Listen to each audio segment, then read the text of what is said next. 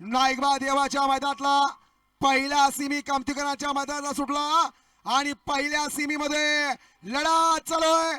अलीकडे राजा पळतोय, पलीकडे स्पायडर आणि निशान पळतोय. दोघात लढत लढत लढत लढत लढत झाली. गेले 15 दिवस मालकाचा अट्टास आज या ठिकाणी कामी आला.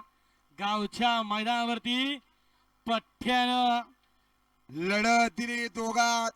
अलीकडं दोन्ही व्हाईट टायगर, त्याच्या पलीकडं ब्लॅक टायगर, दोघांच्यात काटा किर लढत झाली. परंतु निकाल घेतला कुणी? कारण डोळ्याचं पारणं फिटणारी काटा किर्र अशी लढत झाली.